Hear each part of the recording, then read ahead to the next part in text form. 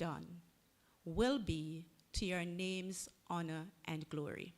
Now, Father, take over, lead and direct, and at the end, may we be mindful to give you all the praise and all the glory. We say thanks in Jesus' name. Thank you very much, Mrs. Nicholas. Now, good afternoon, everybody. Are you as happy as I am to be here today? Because let me tell you something, I am happy. I am just bubbling right now. And I'm bubbling because I am glad that you're here to join with us as we celebrate, as we join in the celebration of the UWI's 75th anniversary. This exhibition, man, this exhibition, you know how they say punching above your weight, and it means that you start small and you're punching above your weight? That does not apply to UWI. It never did. We were never small. We were always top tier from the beginning, from 1948. And if I didn't know that before, working on this exhibition taught me that. Okay, the phrase that Jamaicans love to use with little but with Talawa, today we're celebrating the Talawa. Today we're celebrating just the powerhouse that the University of the West Indies is. I could go on for days on end about the UWI, about what we've accomplished here, about this exhibition.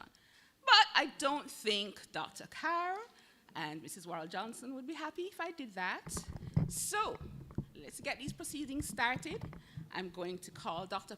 Carr to the podium to bring greetings from the library. Dr. Carr?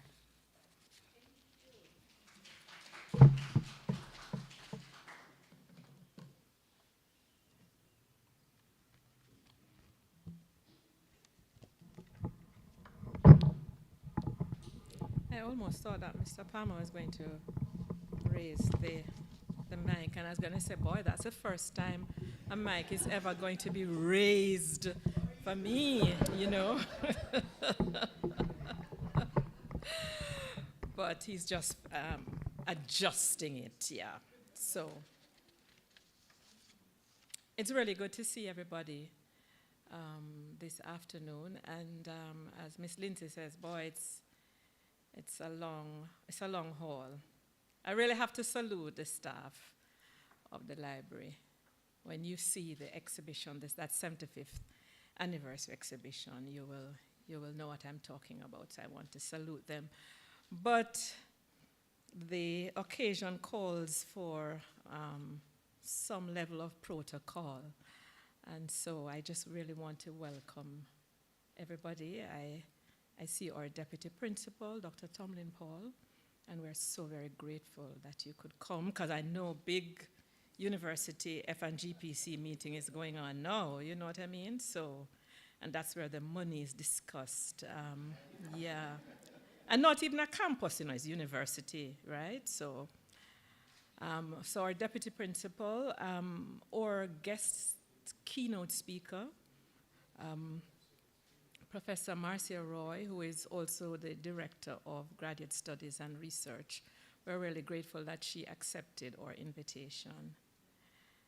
I want to also welcome some of our celebrated authors, because today we are celebrating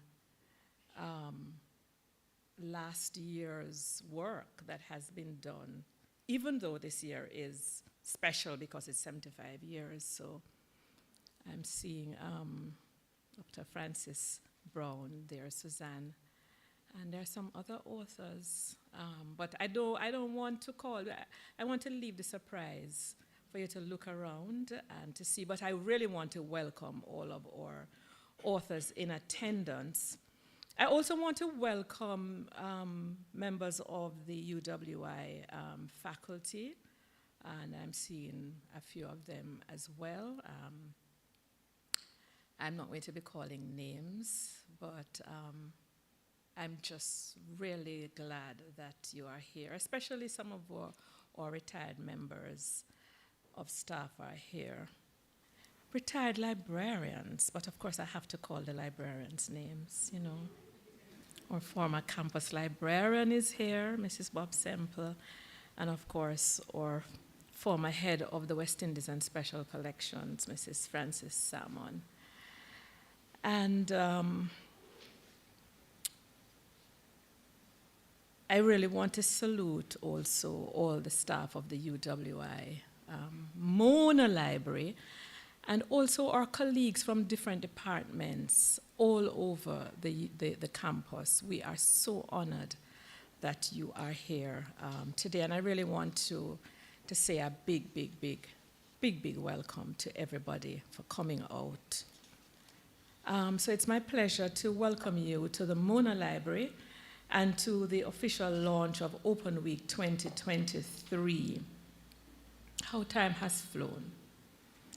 As this year marks the Mona Library's 8th Open Week and celebration of books. I mean, when they told me that, I was like, no, it cannot be 8 years since we started this.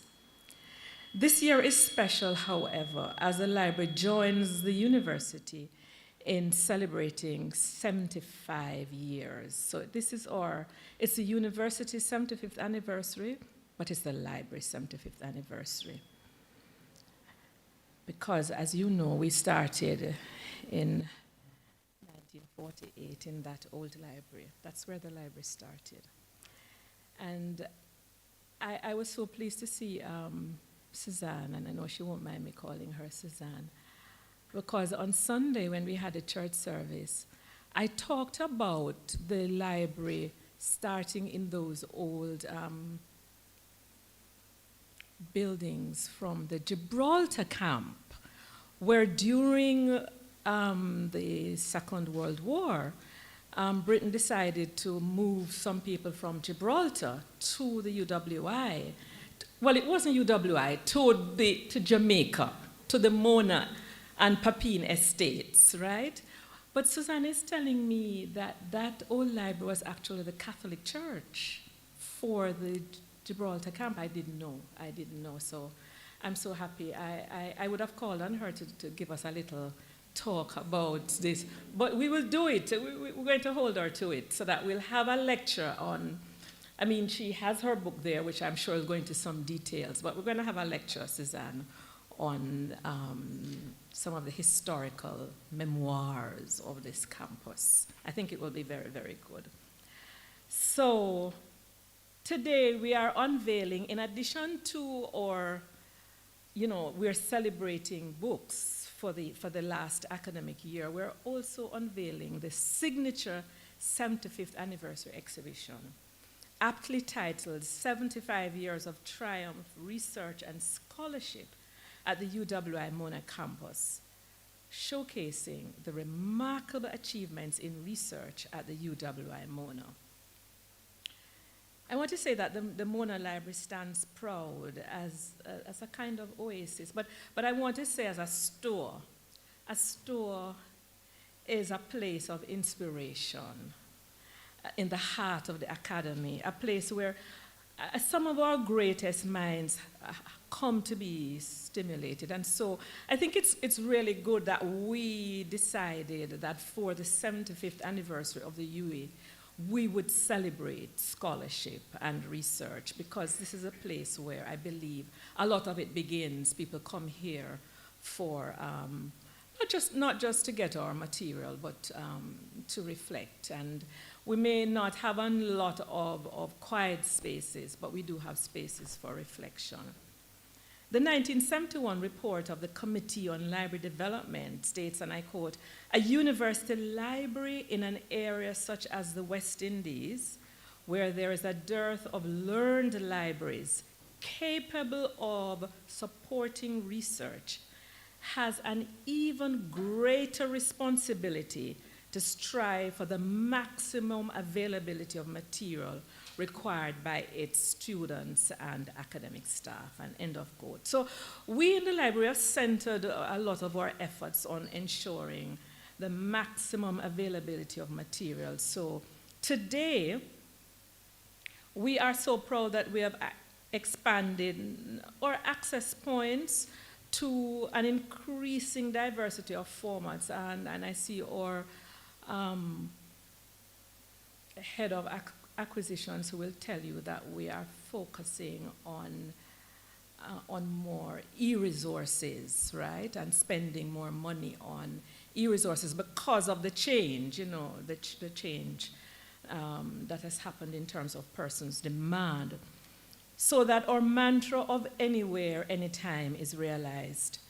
And we've also been very attentive to provide spaces and programs that ensure that in addition to being a global gateway to Caribbean content, because we pride ourselves that we are the place of Caribbean content, we remain responsive and focused to ensure that there is student and faculty success for our students in terms of their learning and, of course, research.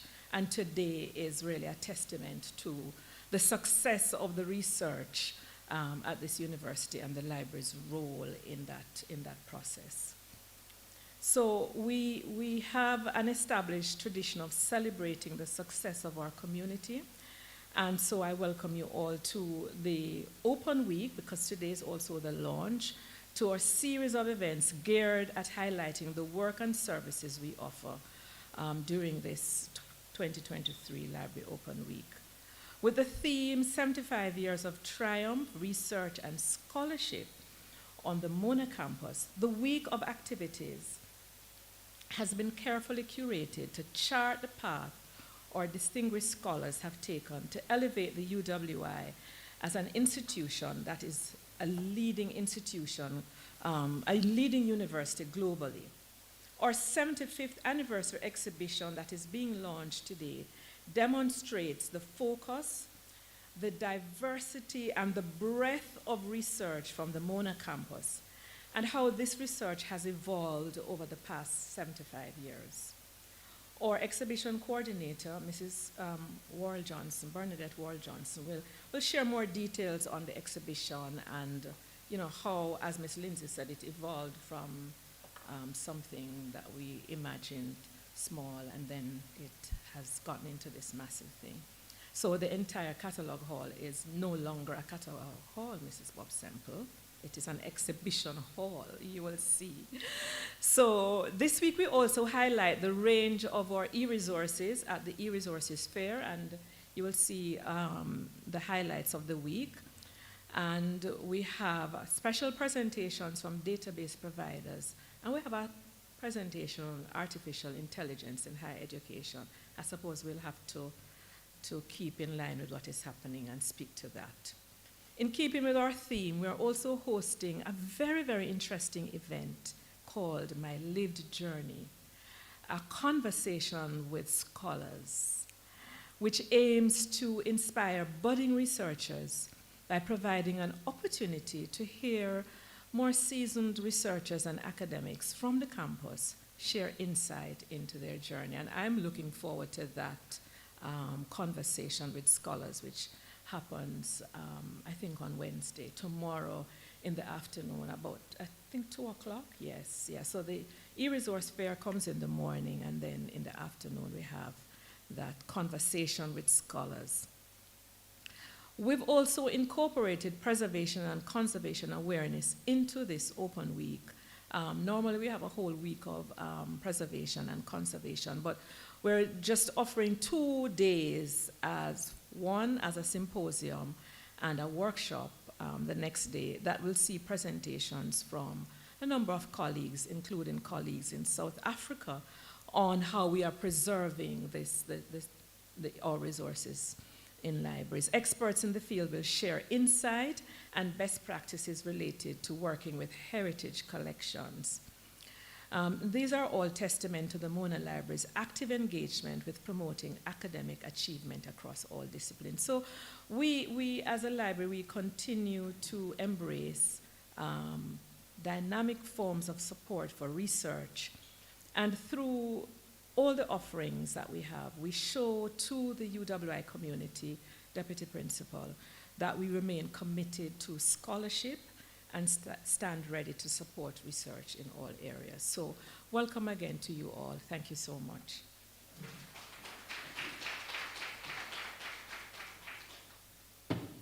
Thank you so much, Dr. Carr.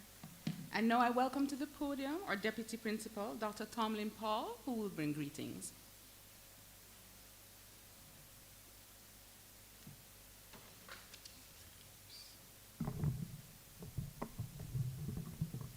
Thank you very much, Ms. Lindsay.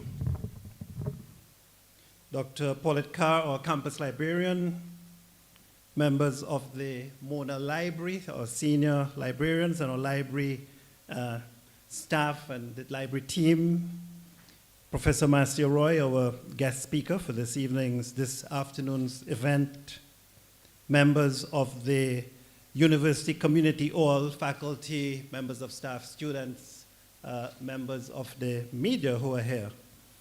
It is really a great event, a great time for me to be here.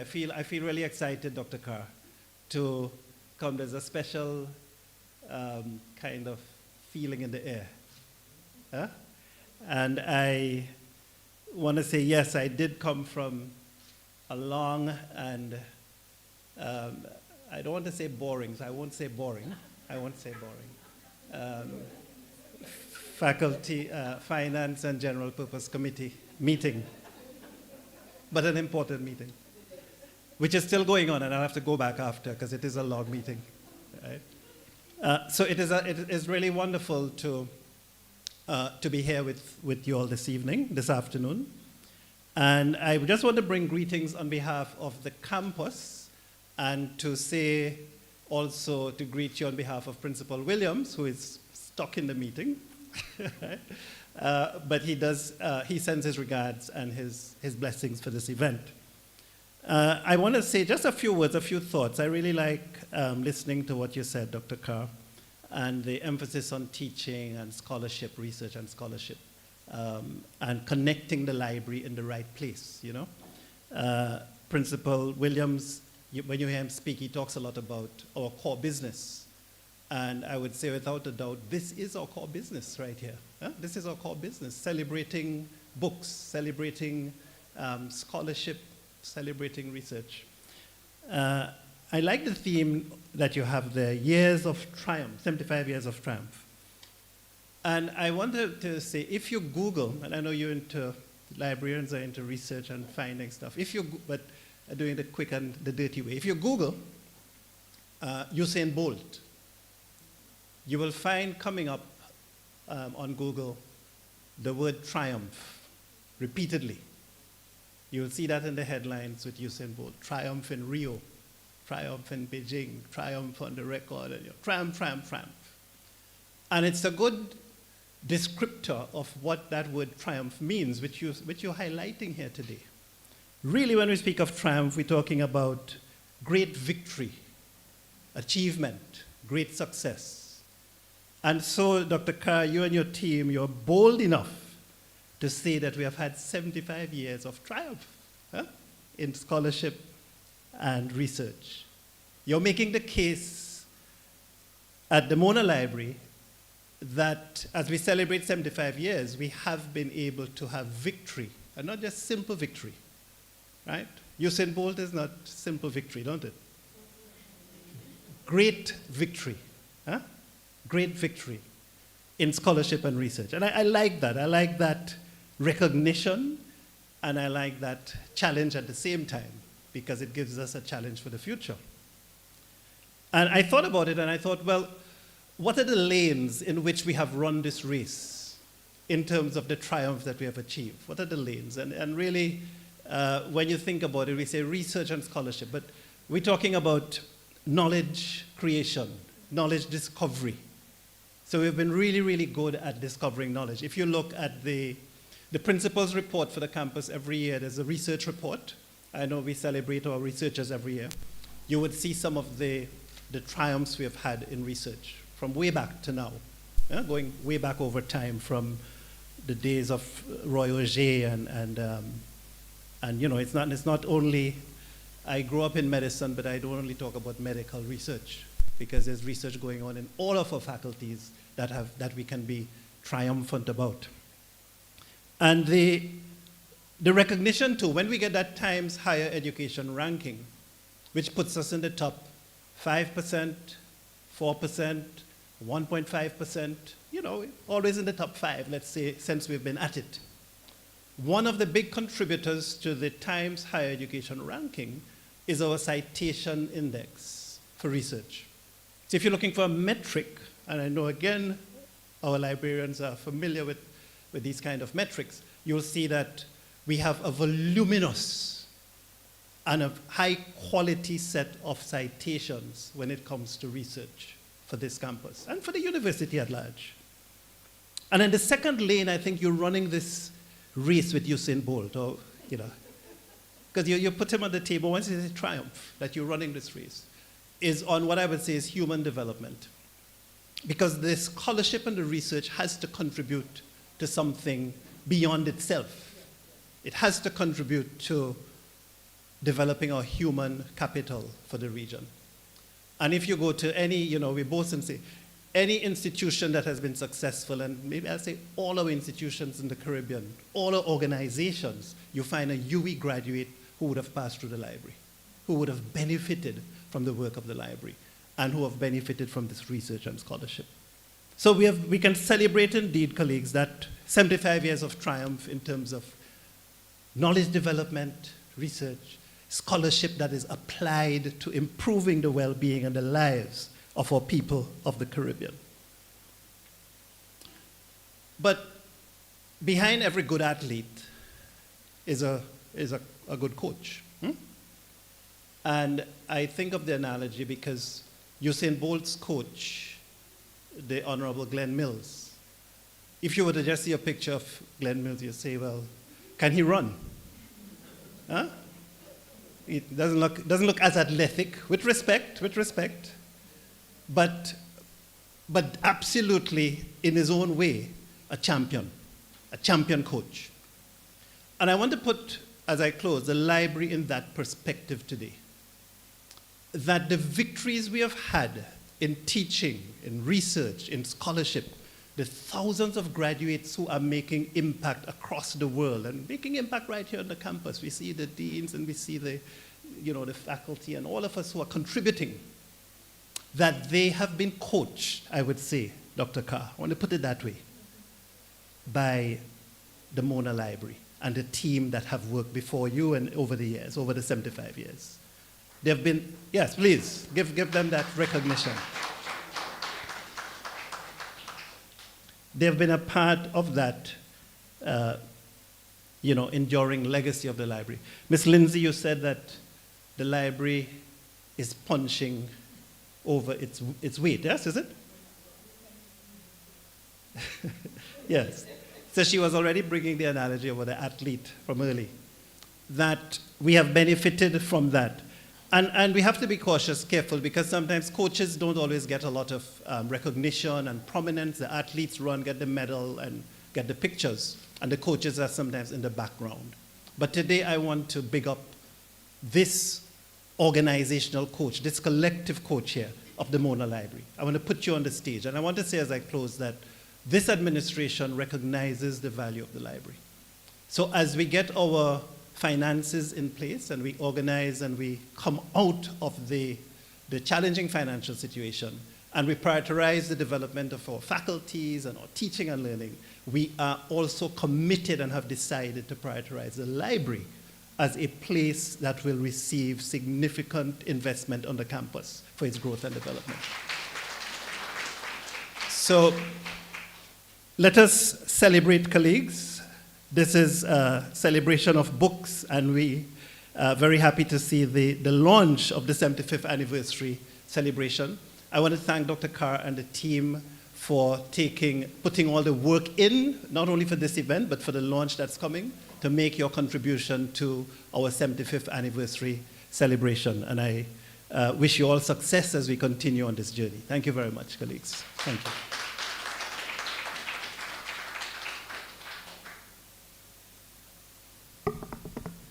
Thank you so much, Dr. Paul. I don't know about anybody else, but I know definitely for my colleagues that your greetings have just boosted the optimism, and it was already high, got to tell you, and it boosted the optimism, so thank you very much.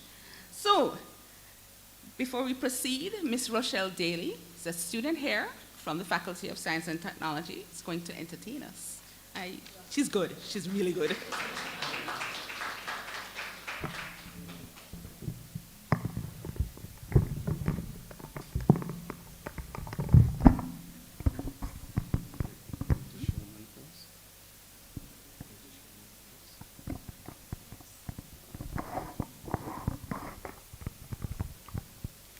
Good afternoon, everybody. I am so excited and happy to be here to perform for you. The song will be A Million Dreams from the movie The Greatest Showman. I hope you enjoy it.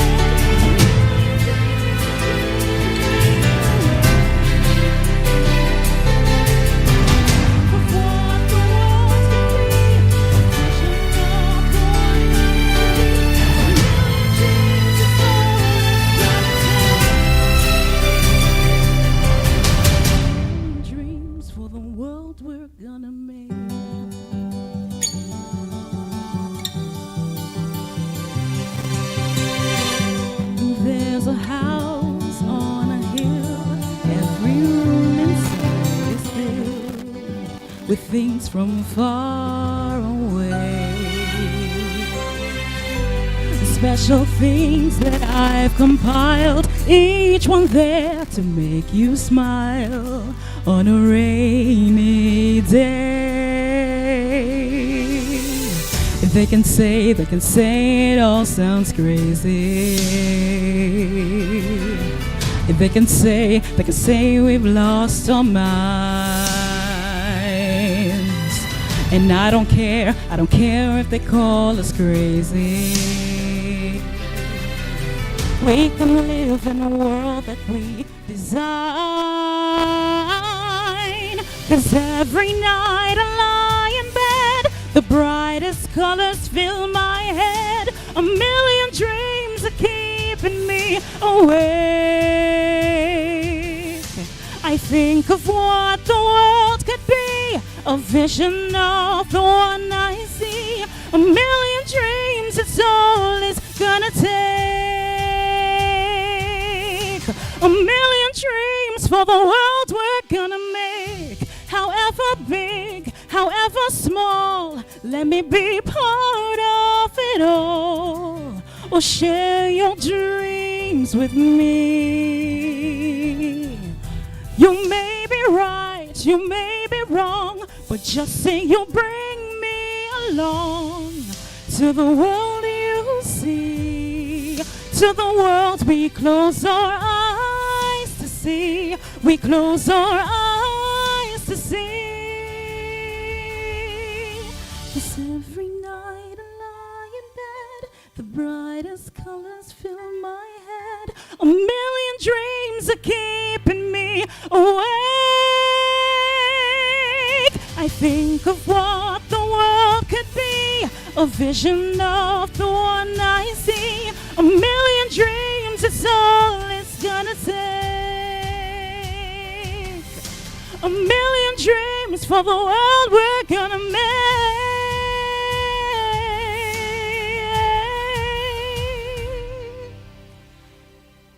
For the world we're gonna make.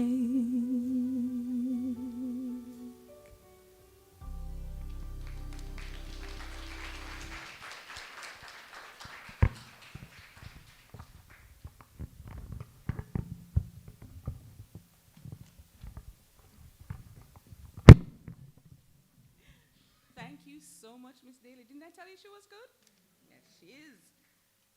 Okay, so I'm now going to invite to the podium Mrs. Cheryl Cato Folks. She's a librarian in the Science and Engineering Branch Library. She's going to introduce to us our guest speaker. Mrs. Cato Folks?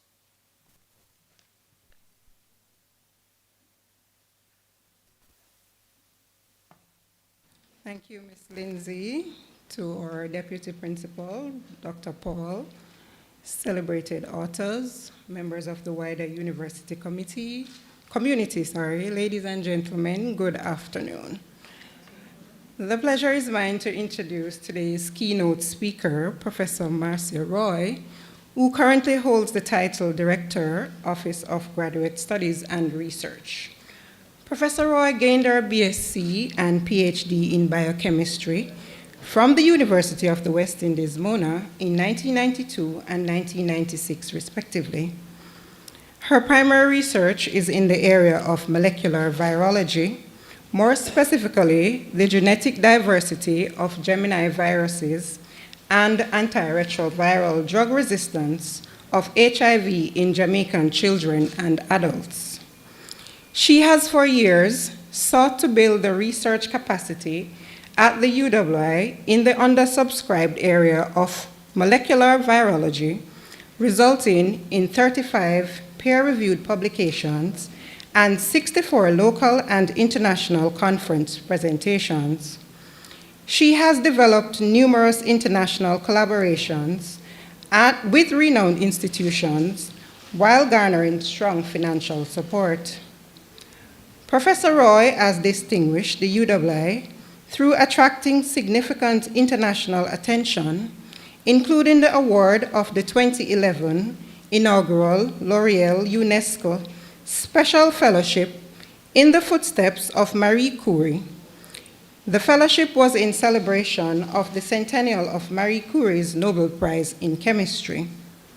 Her research forte was recognized early, locally, through the award of the Scientific Research Council Shell Young Scientist Technologist Award in 2000, and in 2013 by the Jamaica Observer's recognition at the Women of Our Times Luncheon and Awards. In 2019, Professor Roy was included as a recipient of the IGDS 70+ Outstanding UWI Women Award for outstanding contribution to biotechnology and HIV research. She is actively involved in academic counseling of undergraduates and prospective graduate students. A significant part of her teaching is the supervision and mentoring of research students and potential research students.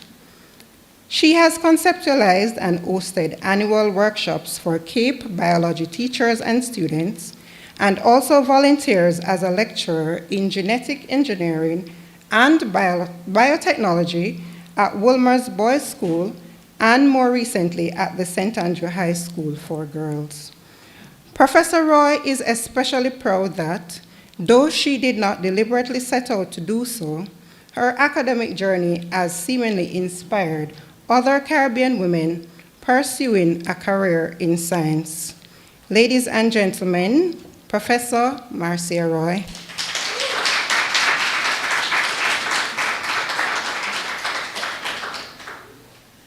Okay, I don't know who that lady is. Just a little bush girl from down St. Elizabeth who came to town to make a life. All right? That's all I am. And I might not look like it, but I'm actually 75 years old. All right? Listen very carefully. This is because Tomlin, my mom, is 75 years old. And you know the egg that makes you start at conception. So I'm 75. Okay. But for 35 of those 75 years, I've been on this campus, and I never left. And I hope I don't have any reason to leave. You know, I just saw Karen Levy a while ago, and it just brings back memories. Because Karen, please say hi to the people. Karen and I have been in the Biotechnology Center. Well, I came there in 1991 when I was a graduate student, and a few years ago, Paulette stole her away. But this was in the end of 1994, and I was just finishing up my PhD thesis, and I went to the room where I was writing, and somebody stole all my diskette with all my data for my PhD. And the evening before tumbling, I had printed everything, and Karen took everything, and she typed it on the computer for me. I never, ever forget that. Thank you very much, Karen. You know, sometimes we have these silent people in the background doing amazing work, and we forget. Well, is Mama make the suit, all right? So we're going to talk about 75 years. How do you squeeze 75 years into 20 minutes? So what I did is I asked my team, the team of associate deans in the faculty, to send me 1 or 2 slides of impactful research. So Tomlin liked to define words whenever he speaks, you know. So I think about something being impactful when in whenever it was, I was applying for professorship. And you know, you have to do a self-statement, and for us, it's very difficult to write about ourselves. So I spoke about the UNESCO award, that in 2011, I got this UNESCO award. And Professor Michael Taylor, he took that and he said, it's not about the award. In 2011, Dr. Roy distinguished the name of the university when she got this award. And that's how I understand impact. So this afternoon, it's not about who did the research or what the research is. It's about the impact of the research. That's what I'm gonna try to do. So impactful research, you know this, breakthroughs and innovations, and of course it has the potential to transform society, to transform industry or technology, and it becomes an engine of progress and growth. So that's how important research is. It plays a critical role in advancing knowledge. And I'm a molecular virologist, so I'm going to talk a little bit about COVID. Address intricate challenges in our society, foster innovation, and it catalyzes positive change. So I study viruses, right? Virus genes. And Paulette, maybe I'm the only person who is happy when there's a new virus. I'm happy when there's a new virus. And when I'm sitting at my computer and I have sequenced that virus, and I'm the only person of the 7.what billion who have that information, it makes me feel very powerful, silly but true, okay? There's no point in keeping it. So roundabout, I actually had a student who was doing her MSc in China. And Latoya tells us that from about September, they were hearing the information, September 2019, about this new virus that was going around. And by December, the virus was sequenced, and we understood that it was a new virus that we hadn't seen. So that's advance in knowledge, once we've sequenced the virus. Then the whole globe started talking about how are we going to solve this problem. Viruses, you know what you have to do, it's a vaccine or you have medications. And so they started to discuss developing a vaccine for COVID. And the mRNA vaccine hadn't been used in large populations before, but they started discussing the mRNA vaccine. And you know, our genes are made of DNA, and then that's converted to mRNA, but it's very labile. It gets broken down very easily, which is why the vaccines had to be frozen all the time at -80. So the development of the mRNA vaccine was innovation, fostering innovation. And remember how the whole globe got together to solve that virus problem. Scientists, physicians, individuals, everywhere. I would love to see that again. But that's the importance of research. It influences society, the economy, I'm a virologist and I couldn't understand how one virus could affect the whole planet and the economy like that. So from humanities and education, they told us about how their response to COVID and to facilitate the learning loss, okay? So, in partnership with UNESCO and Blackboard and CCEP and UNICEF, they received a grant of $500,000 US, and the training, this is training of teachers, were done by the Caribbean Center for Educational Planning, and it involved 40 master trainers, and they had nearly over 12,000 teachers from over the 20 Caribbean countries. And what they were trying to do is to teach these children, these teachers, how to help the children to overcome the learning loss during COVID. Now, I was teaching at home, and my son was in the next room, and classes start at 8 o'clock, and he would sign on and then go and make breakfast. This is what happens, okay? So this tells you how the Faculty of Humanities and Education is impacting teaching practice and education in Jamaica. And we know that the School of Education is transforming the face of education in Jamaica. Then, from Faculty of Engineering, we're going to talk about potholes, but they give it a very sophisticated name, road resurfacing engineering, but it's really about potholes, and we're all familiar with that. So, the road resurfacing, or patching the potholes, you know what happens, right? You have holes, and then when they patch it, you get bumps. This is what happens, and we drive on those roads. So the road resurfacing in Jamaica often lacks quality, and the pothole repairs don't last very long. So the researchers in the Faculty of Engineering wanted to identify, was, the potholes developing, or the bumps being created when they patch the potholes? Was it because of inadequate specifications? They don't have the right specifications for the material and how to patch the potholes and how to make the road in the first place so we don't get potholes, okay? Or was it inadequate monitoring by the contractors? They weren't monitoring what was doing.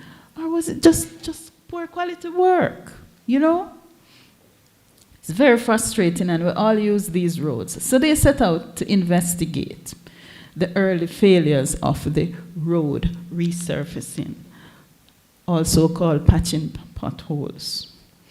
And is it because the contractors or the NWA, who is at fault? Why can't we have better roads? The roads lasting longer. When you patch the pothole, can it be at the same level as the previous road? So what they did, they compared the NWC specifications to international norms and compared the NWA practices to international norms, and did some interviews with some of the contractors and other workers who worked to patch the potholes. And what their recommendation was, and there are some more sophisticated things once they've done the analysis, was that there should be a contractor warranty, at least 3 months. If we give you the job to fix the pothole, at least for that time, go back and check it and make sure, that it's doing what it's supposed to do. In fact, check it every 10 days, and if there are cracks or holes, or there's a separation from the pothole and the material that you've added, come on, you need to deal with those issues. And, of course, there should be timely maintenance of the roads so we don't end up with these potholes or bumps. You wouldn't believe that engineers spend their time doing this, but this is a very important problem for us, all right? From the Faculty of Law, influencing policy, and I thought it would be appropriate, Paulette, to use a book, all right? So, the Faculty of Law presented this information by one of their senior lecturers, International Intellectual Property Protection of Country Names, Balancing Nation Brands and Geographic Commons in a Competitive Global Marketplace. It just means protecting your brand, okay? And it gives a little information about what's going on here, branding and intellectual property. But just the authorship of this book has influenced two very important laws in Jamaica, the Trademark Act and the Patent and Design Act. In fact, the author was invited by the Prime Minister to sit on the technical working group to develop a national strategy for Jamaica. That's how important it is to put down your information and to make it visible, because you can impact what is happening nationally, you can impact laws, and you can impact policy. All right? If you have any questions about these things, don't ask me. All right? Science and technology. This is where I'm from. Hello, Donna. So this is the chemistry department. And you know this vomiting sickness from ackee? We all love ackee. I live in the Rockstone, and the only thing that grows there is ackee. So I have an ackee plantation, and I love ackee. And this vomiting sickness, you notice that this article is from 1905, and then down 87, 1915, this problem. What are the symptoms of this vomiting sickness? Weakness, coma, death, primarily in children, right? And we're eating ackee and we're not sure what is causing it. So the government of Jamaica gave a grant to the University College of the West Indies, that's us before we became University of the West Indies, through the chemistry department in the 1950s to answer this question. Is ackee toxic, and what is the nature of the toxin? Because it didn't look like we were going to stop eating ackee. So we need to answer that question. And you see Cedric Hassel up there, which is one of the founding members, Donna, of the chemistry department, did a lot of work. And what they were able to do is to identify two molecules, hypoglycin A and hypoglycin B. So those were the culprits. And then, I'm happy to see Donna here. You see the different stages of the ackee. In case you don't know, don't eat the ackee until it's open at stage 7. Okay? And Donna will have some other advice. So, the hypoglycin A, you see the concentration with the red mark, well, that's purple, decreasing in the ackee, the areal, the part that we eat, and the hypoglycin B is increasing in the seeds. So what the research has shown is that the hypoglycin A decreases, and it seemed to go to the seed and it's converted to hypoglycin B. That's what the sophisticated mumbo jumbo right there is, okay? I wanted to be a chemist, but it didn't work out, so I became a biochemist. So, now we understand what the poison is and what the figure here is recommending in red. Because the hypoglycin A is converted into hypoglycin B in the seed, and so the areal, when it's open, it's safe to eat, avoid eating ackee with very small seeds. You know those? I didn't know that. So remember, it gets converted to the one in the seed. If there's no seed, then it doesn't get converted, and so it is still. So Donna, you're saying that I must throw away the ackee with the little seed? I don't know if that's gonna work. But that's what the scientist is indicating to us. Then, of course, from science and technology, we have the climate studies group at Mona. And they've done really fantastic work for more than 25 years. And over the last 3 years, they have executed projects valued at more than $2 million US, and they work with a lot of international organizations. And you know, everybody's talking about climate change these days. The Caribbean Climate Modeling Consortium with Cuba, Barbados, Trinidad, and Suriname. And the IPCC reports, those are the international reports, and our researchers from the Caribbean and from the Faculty of Science and Technology have authored section of 3 of those reports. And they've done research in climate variability, that is how the climate changes, historical, looking back at what the climate is, and Michael Taylor can predict to you what's going to happen in 2050, what's going to happen in 2075, don't ask me, all right? And regional climate modeling. You see what happens these days. The rain comes down so fast and so hard and the roads get flooded, so Michael can explain some of that. Michael is our dean in science and technology. So what has the research shown?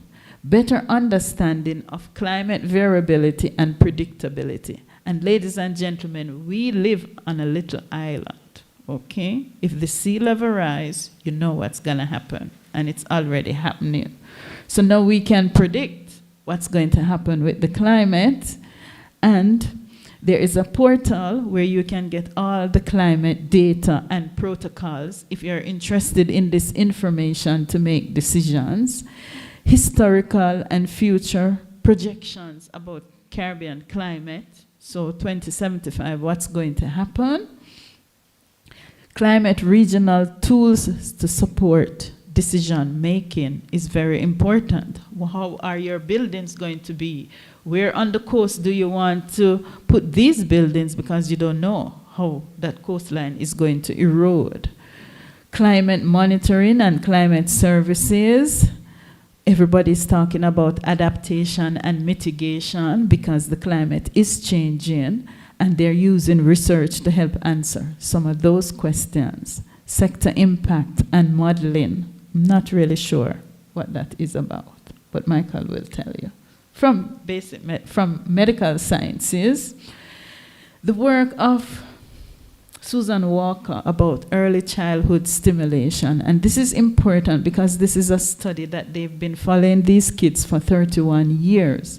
So supplementation, okay, that is nutritional supplementation and stimulation can have significant impact on children. Who have the long-lasting benefits include educational achievement. So even though they might have had some nutritional problems, with proper nutrition and stimulation, their educational achievement can be improved, their mental health can be improved, and future income can be improved, which is important for people from rural communities like us. But look at this, reduce violent behavior. Because if we enhance these kids and they're performing well and they're successful, then that will reduce the violent behavior. Who would have thought that nutrition and stimulation and make sure that the children are learning what they're supposed to learn would reduce violence behavior? And if you're in Jamaica, you know how important that is. Then look at these statistics from the Faculty of Medical Sciences. Jamaica Health and Lifestyle Survey. All right, this is about 2017-18. The prevalence of hypertension. 1 in 3 of us who are over 15 is hypertensive, compared to 20% nearly 20 years ago. You know, hypertension is a silent killer. Sometimes you don't even know that you're hypertensive. So now that we know, how are we going to treat with it? The prevalence of diabetes is at 12%. And the Ministry of Health says 10% of us who are diabetic don't know that we're diabetic. So that's serious. 54% of Jamaicans are overweight or obese. Now, we know what the consequences of those things are, especially Paulette, you know, when we're getting over 50. 14.3% of Jamaicans suffer from depression. And sometimes you don't even know that you're suffering from depression. So remember, you use data to make decisions. Once you understand what the issues are, okay? So it's been, I was 53, and my son is going to the gym every evening, and he has to wait on me. I have to wait on him, so as 8 o'clock come, I call him, and the people at the gym said, Jesse, the Prime Minister calling. Until one evening he said, why don't you come to the gym with me? And It's 15 months later. Okay. And I'm feeling much better. Get all of the stress, UWS, out of my head in the evening, Tamlin. It works brilliantly. So it works. And my 2 boys are there and I practically every evening. So don't ask me to do anything after 6 o'clock. All right? So I thought some of those things impact all of us. It's not about the research. It was about the impact of the research. And you know, to squeeze 75 years into 20 minutes, it's not easy. But I let the associate deans choose. So anything that's not there, then you can blame them. Thank you very much, ladies and gentlemen.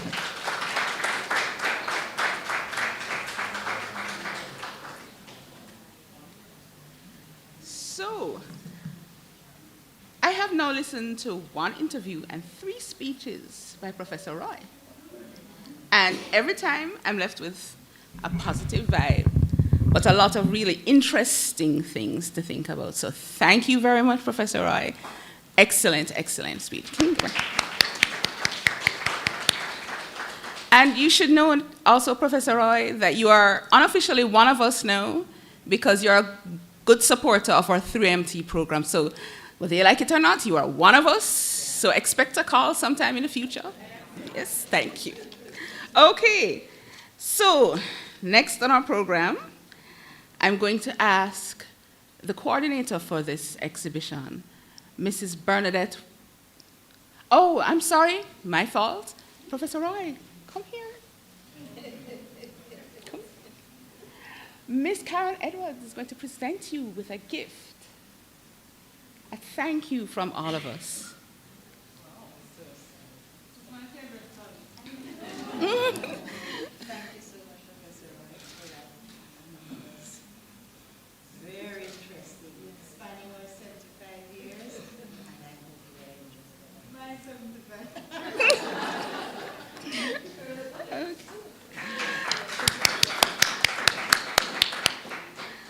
All right, so I'm now going to welcome to the podium one of the coordinators for this exhibition, Mrs.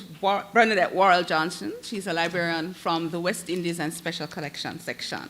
Mrs. Worrell Johnson, step on up. Good afternoon, everyone. All protocols observed. So as Ms. Lindsay said, I'm Bernadette Worrell Johnson, co-chair of the Mona Library Exhibition Planning Committee. So when the UWI Mona campus's 75th anniversary planning committee invited proposals for projects, the Mona Library conceived a production that would take viewers on a journey over these 75 years and infuse elements of the Mona Library and its work in serving the community throughout this exhibition. So here at the Mona Library, we have always been outwardly focused, whether it be with the success of staff, students, faculty, or the wider community. So it was therefore very important that our 75th anniversary contribution be considered a project involving the entire library, a true Mona Library project, instilling in every team member not only the feeling that they were fully dedicated to its success, but also that we were also invested in its impact, whichever form the project would end up taking. So my colleagues and I, who sat on the campus's 75th anniversary planning committee, considered creating a blend of the library's tradition of celebrating the publication output for the academic year, but magnifying this to incorporate select works across the many disciplines and experiences that the Mona campus has gone through since its establishment in 1948 through to the present. So we decided on an exhibition that would chronologically highlight the growth of the campus, but with certain topics to better allow an appreciation for all that this campus has achieved and how this is intrinsically linked to our research and scholarly output. So as we looked forward to the creation of what was anticipated as one of the largest projects that the library would undertake, we took the opportunity to reconvene this said library exhibition planning committee with, importantly, representatives from most, if not all, of the units throughout the library network, whether it be on that main committee or through the subcommittees. So this entire team was brought into a vision to realize that each person was a key player in enabling us to leave a lasting impression and impact on everyone who viewed our exhibition. So vision building was so integral to the conceptualization of the 75th anniversary exhibition that we even incorporated site visits to view other locations that also curated exhibitions, which included our very own university museum, as well as external bodies that had as their primary focus developing diverse and inclusive displays.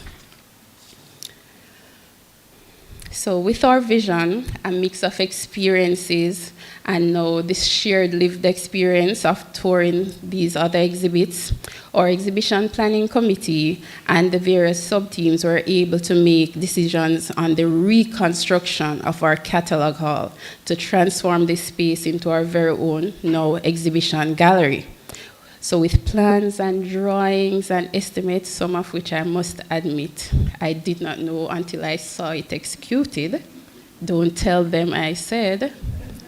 So they were able to convey their vision of the space and then demonstrate this very competence in actually having this actualized. At the same time, we had to make some decisions on what would be covered in our display, knowing that we would actually be unable to cover it all. In our discussions, we considered the campus's own theme of rooted, ready, and rising, and considered that research was in fact the hallmark of all these elements, whether it related to an undergraduate finding their footing, a fledgling academic, or the distinguished established scholar. As such, we are celebrating various facets of research since the university was established. And it was intended that through this exhibition, the library would showcase the diversity in research that have emerged over these decades. And as such, our exhibition was titled 75 Years of Triumph, Research and Scholarship on the UWI-Mona campus. Among the areas in the display are early and groundbreaking research on the Mona campus. And Professor Roy was trying to preempt me with some of her clips, but it's fine. We're all working together. Seminal works and their impact beyond time. UWI scholars challenging traditional discourse on politics, culture, and development, and speaking in defiance. Patents and innovations coming out of the campus. Trailblazing female writers from the campus. And the Principal's Award and Vice Chancellor's Awards celebrating said scholarship. We appreciate that research and scholarship came in a myriad of formats with a large percentage of the content being published in journals.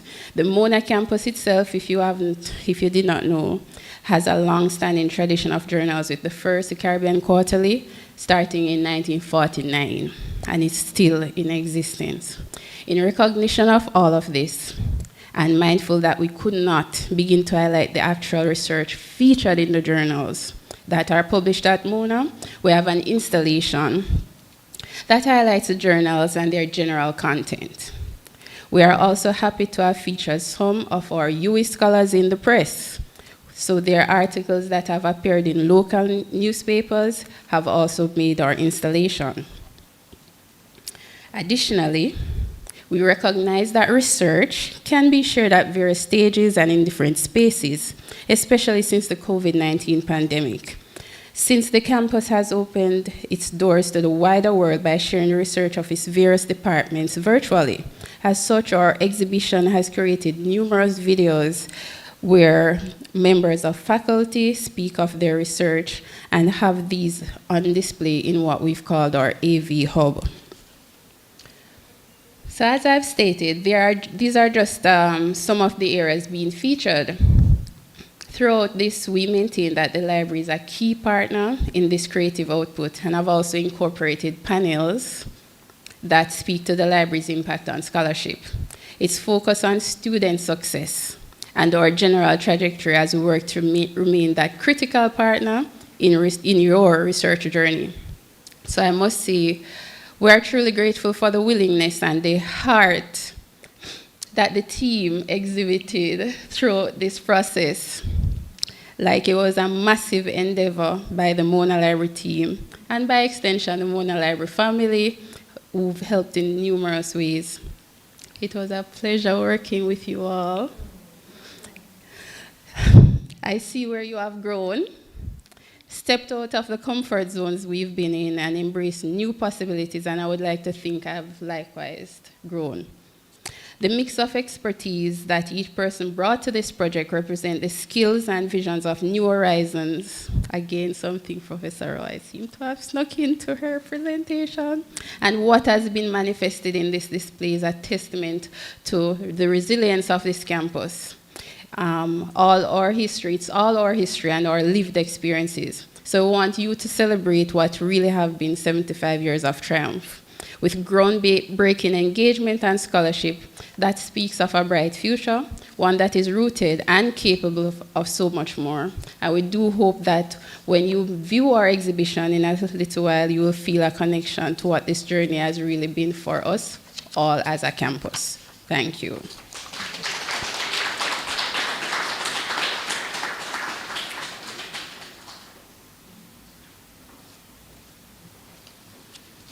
Thank you so much, Mrs. Warren Johnson. You're not the only one that almost bawled a while ago. Okay. I too am just so proud of all of us with this exhibition. But before we move to the exhibition, we need to remember there are celebration of books. Every year, the library makes an effort to celebrate those publications that were produced in the past academic year. And this year, we had 9 publications. I'm going to call the names of the authors and the books, and then there will be a video presentation with the writers, just giving a little brief explanation. Dr. Charlene Cole and Dr. Yuande Lewis Focum, Each One, Teach One, Parental Involvement and Family Engagement in Jamaica's Education System. Dr. Natalie Courtesy, International Intellectual Property Protection of Country Names, Balancing Nation Brands and Geographic Commons in a Competitive Global Marketplace. Dr. Ruth Baker Gardner, Academic Integrity in the Caribbean, Plagiarism, Policies, Perception, Prevalence, and Possible Solutions. Dr. Andre Coy, STEM Century, It Takes a Village to Raise a 21st Century Graduate. Professor Noureddin Benkabiblia, Climate Change and Agriculture, Perspectives, Sustainability, and Resilience. Professor Patrick E. Bryan, A Brief History of the Institute of Chartered Accountants of Jamaica, 1965 to 2016. Dr. Joseph T. Farquharson, Contacts, Languages, and Music. Professor Zeline Jennings, Revisioning Change, Case Studies of Curriculum in School Systems in the Commonwealth Caribbean. Dr. Suzanne Francis Brown, World War II Camps in Jamaica, Evacuees, Refugees, Internees, Prisoners of War.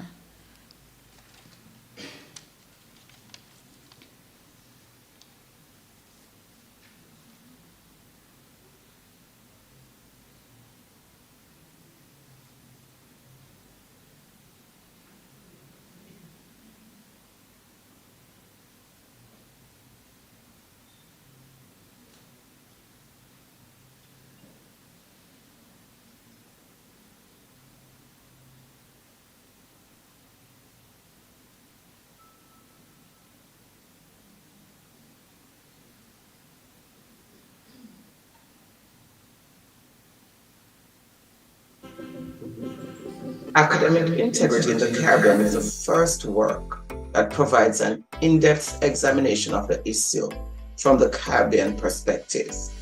It examines plagiarism policies, prevalence of plagiarism, and also students' perceptions of plagiarism. It includes recommendations as to how the region can move from a punitive approach to plagiarism to establishing a comprehensive system for academic integrity that is suitable for both secondary and tertiary levels. The work is informed by data collected through content analysis, documentary analysis, and a survey. It also includes secondary data on the number of cases of plagiarism at both the secondary and tertiary levels. The work is suitable for educational administrators, students, faculty, and librarians.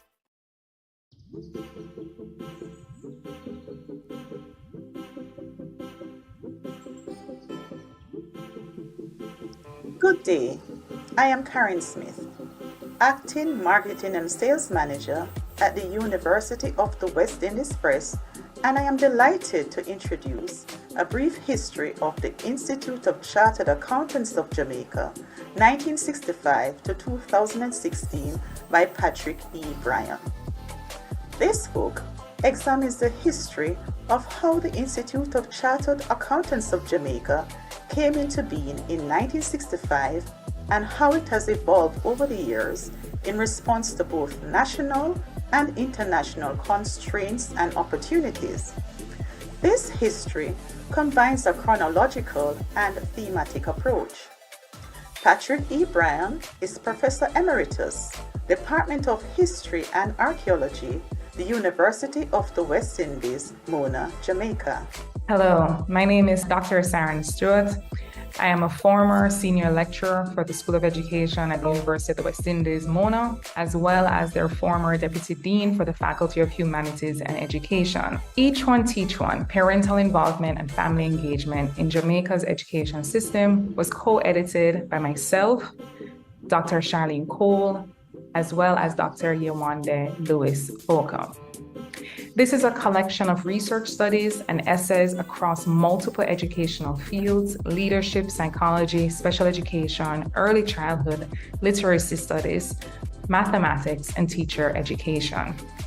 It provides critical onto-epistemological frameworks grounded within the Jamaican context to examine the scope, prevalence, and effects of parental involvement and family engagement in schooling. The book is also comprised of three sections that discusses the conceptual underpinnings and frameworks for parental involvement and family engagement, and examines empirical data on the effects and impact of parental involvement across the early childhood, primary, and secondary school levels. The chapters extend global frameworks to create a more Caribbeanized model that better reflects the family structures, challenges, and strengths of parents and guardians in post-colonial contexts such as that in Jamaica and the wider Anglophone Caribbean.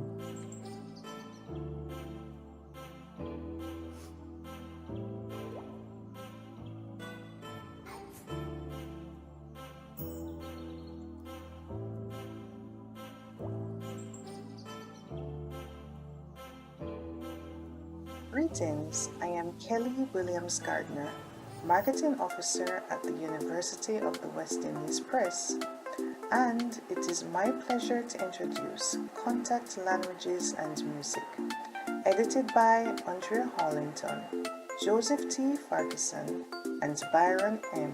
Jones Jr. This volume looks at language and music as social practices and investigate ways in which Creole language are used in music, without focusing on a specific music genre. Instead, it offers a multi-genre and cross-linguistic perspective on contact language practices through investigating language use in various music styles. It is a cross-geographical volume that presents diverse insights into the topic, and this is what makes contact languages and music innovative. Throughout and even after the end of World War II, the Caribbean island of Jamaica, then a British colony, was haven or detention center for thousands of white Europeans variously displaced by war, their management and under-recognized contribution to the Allied war effort. 4 camps held respectively civilian evacuees from the fortress country of Gibraltar, several groups of mainly Jewish refugees, German and Italian civilians interned as enemy aliens in Jamaica and further afield, as well as hundreds of German and Italian merchant mariners captured at sea. World War II camps in Jamaica disentangles the conditions under which these various populations were held, drawing on official records, personal accounts, and media coverage. The camps and their populations are considered within the local context, where some interaction occurred despite official attempts to keep the incoming populations separate and transitory, and some slight traces remain in our heritage. World War II camps in Jamaica, evacuees, refugees, internees, prisoners of war, thereby fills a gap in the local and regional historiography of the period. My name is Zelen Jennings. I want to introduce you to my new book, Revisioning Change, Case Studies in Curriculum in School Systems in the Commonwealth Caribbean. When problems arise in the society, there's a tendency to turn to the school system. While there is a lot of research on curriculum change in other parts of the world, there was very little research, however, on this in the Commonwealth Caribbean. I was inspired to fill this gap. This book presents case studies of 18 innovations which span almost half a century. I've put a lot of emphasis on implementation because this is the stage of the innovation process where a lot of the obstacles to completing the journey are met. I have come up with 10 drivers for change, and this includes adequate finance, research, monitoring, and evaluation. I end the book with 8 challenges to educational policymakers, and one of the key challenges is to end our dependency on foreign funding for education. This book should appeal to educational policymakers, development agencies, teacher educators, principals of schools, college and university lecturers, and students. It is well grounded in research, has a lot of references which can be used as a good starting point for researchers who want to add to our knowledge in the area of curriculum change.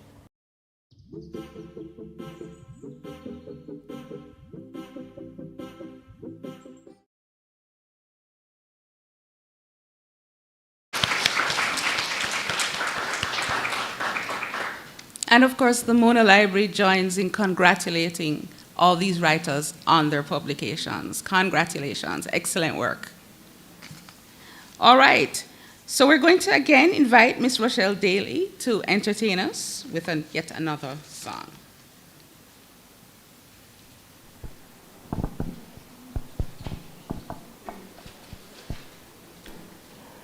Good afternoon again, everyone. This song is Rise Up.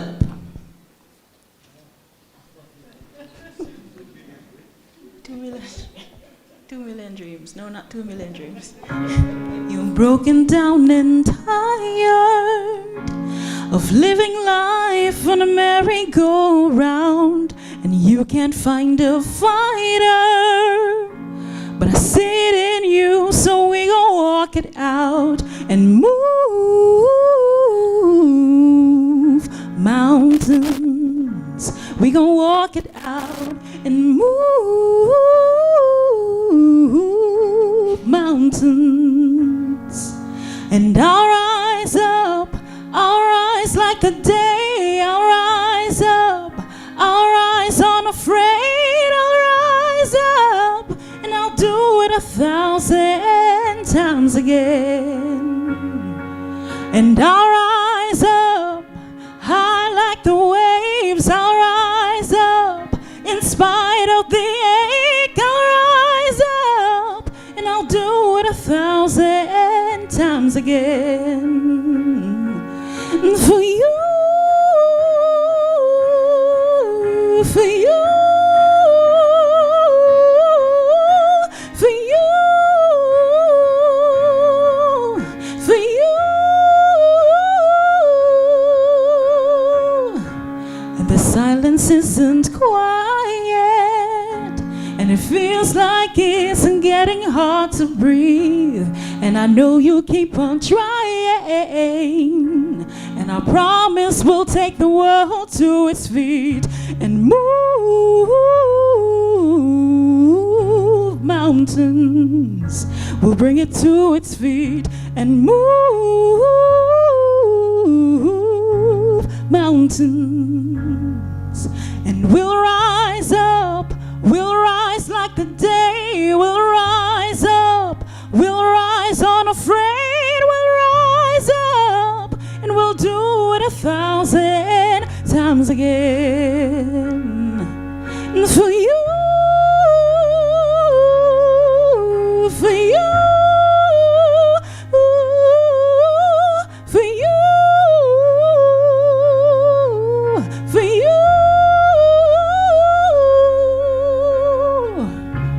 All we need is hope. And for that we have each other. And for that we have each other. And we will rise, oh, we will rise, oh,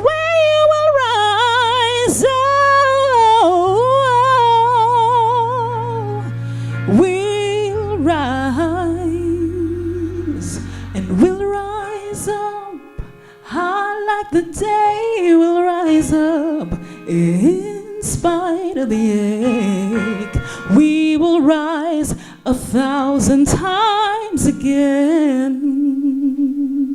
And we'll rise up, high like the waves, we'll rise up, in spite of the ache, we'll rise up, and we'll do it 1,000 times again, for you, for you, for you, for you.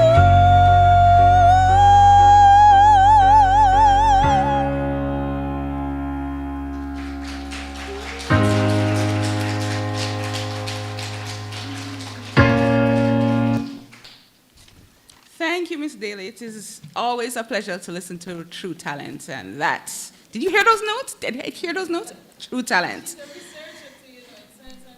I am not surprised. Okay. Thank you. So I'm going to now invite Dr. Ruth Baker Gardner to respond on behalf of the authors.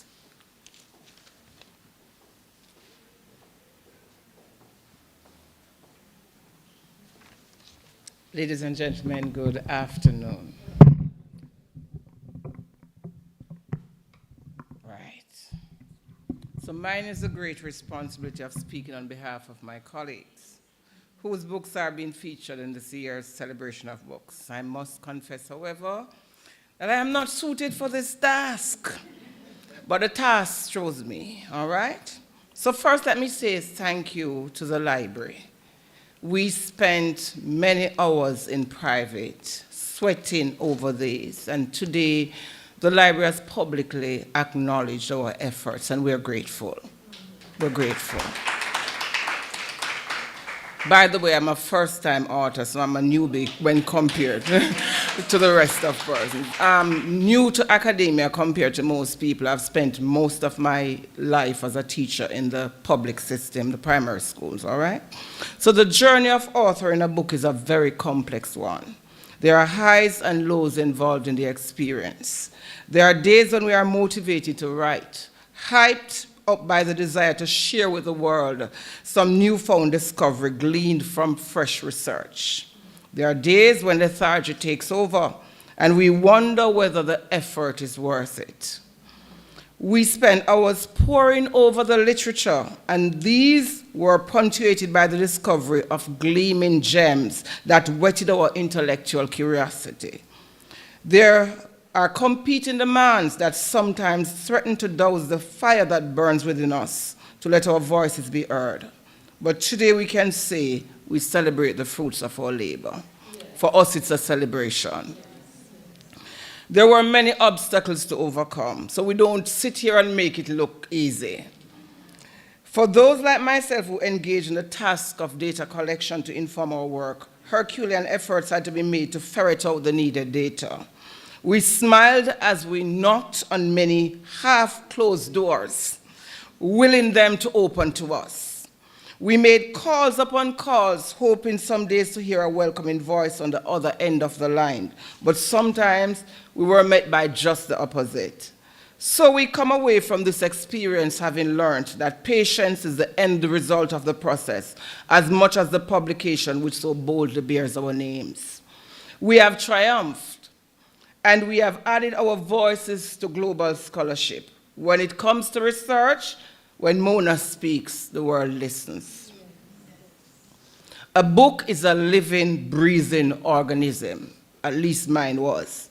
It had a way of calling me out of bed in the middle of the night to record some freshly gleaned insight before it disappeared with the rising of the morning sun. It changed directions many times, growing sometimes by additional chapters than what was originally planned for. It challenged me to be unbiased and to look again from another perspective. It was the last thing I spoke to at nights, and sometimes the first thing I spoke to in the morning. And when it was finished and I held the freshly published copy in my hand, it smiled at me and said, "I told you that you could do this, right?" On behalf of the authors, I want to thank all those who made these publications possible. The publishers who have been our companions on the publication leg of this journey. And I note that the UA Press is responsible for 5 of the 9 publications. Then there were our family members who bore with us when the writing bug bit and deadlines loomed, which made us anxious. There were also the many days that conversations included, "Did you hear me?" when our heads were in the manuscripts and our bodies were elsewhere. Then there were the colleagues which gave us suggestions and listened as we eagerly discussed our ideas. They also came in handy when we felt like quitting and needed some extra motivation. There were many friends and well-wishers who cheered us along and encouraged us when we needed that. And I also want to thank the librarians who checked references. My list of references had 42 pages. And I took it to the Mona Library. When it got too much for me, I took it to the Mona Library. I was used in Chicago. My department writes in MLA. I am used to APA as a teacher, and Chicago just knocked me flat. So librarians are good for that kind of thing. The journey continues for many of us, beckoning us to climb Mount Everest again, even as we trust that our current publications will transform lives and destinies. Because what is the worth of a book if it does not impact this generation and leave a legacy for the coming one? Thank you very much.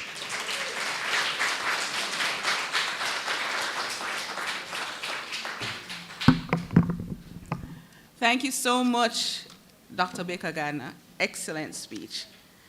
All right, so I'm going to invite Ms. Teresa Richards, Senior Librarian here at the Mona Library, to give the closing remarks.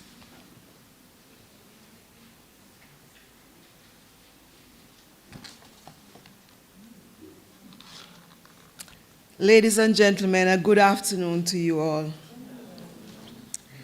About acknowledging life experiences and giving thanks, James E. Faust said, "The thankful heart opens our eyes to a multitude of blessings that continually surround us."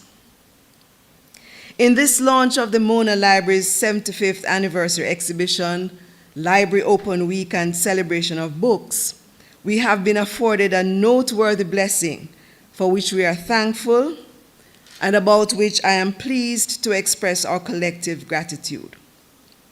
And so, sincere thanks to Deputy Principal Dr. Tomlin Paul for the affirming and reassuring words to us in bringing us greetings, connecting the library to triumph in the university, especially through research. Thank you for your greetings. Professor Marcia Roy, our guest speaker, for encouraging and inspiring us in speaking of impactful research, using examples from select departments, and telling us, reminding us, it is not about the research, it is about the impact of the research. And we certainly take that away today. Dr. Ruth Baker Gardner for graciously responding on behalf of the celebrated authors. Thank you. To all the contributors to the Celebration of Books installation, for your continued effort through research and scholarship to add to the body of knowledge, and so ensuring the UWI continues to be rooted, ready, and rising. Miss Rochelle Daly, guest performer, for delighting us with such soulful renditions. Really, really inspiring. Mr. Sheldon Roden for graphic design. The MonaMedia for valued media-related expertise. All guests who joined us either in person or virtually for your presence and participation. And now to the Mona Library team, led capably by Mrs. Bernadette Worrell Johnson and co-led by Mrs. Pauline Nicholas, and with the support of the campus librarian, deputy campus librarian, and senior management team. And I pause here to acknowledge Dr. Carr. I was reminded just now that the celebration of books was her brainchild. She, I think, saw this at a university in one of her visits, and she brought this idea to the Mona campus, and now in its 8th year, so we thank you, Dr. Carr. The library is fortunate to be supported by a team of knowledgeable, motivated, and dedicated colleagues who are result-oriented, and so we acknowledge for their outstanding contribution the following persons. Ms. Yolande Lindsay for so ably and engagingly moderating this event. And then I go to teams. Teams of researchers, writers, and reviewers of the scripts, the Multimedia Hub for the multimedia content, the team for the exhibition installation for transforming the catalog hall into a visually pleasing exhibition space, and you will see that soon. It really is really a knockout. The team of decorators for beautifully decorating the space, the team responsible for communications and outreach, staff of the bindery, staff of the accounts section, staff of the reprographics unit, staff of the systems unit for their technical expertise, and the team responsible for hospitality, which you'll partake of in a little while. Thank you all, Mona team, for being true professionals. You're a great team and truly inspirational. This successful outcome is the result of all your hard work and dedication, and of which you should be proud. So thank you everyone for being here, for all the outstanding contributions made, and much appreciation to everyone who worked on this event. Good afternoon all.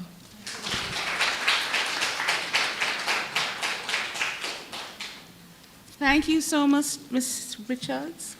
I also want to add my thanks to MITS, who put up with a lot from us. We are very grateful. They always come through for us. All right, so now, this is it. I want to invite you all to the launch, the actual physical launch of our exhibition, and I'm specifically inviting Dr. Paul, Professor Roy, and Dr. Carr to open the exhibition. So we're going to walk over to the now exhibition hall to open the exhibition. Welcome, everybody.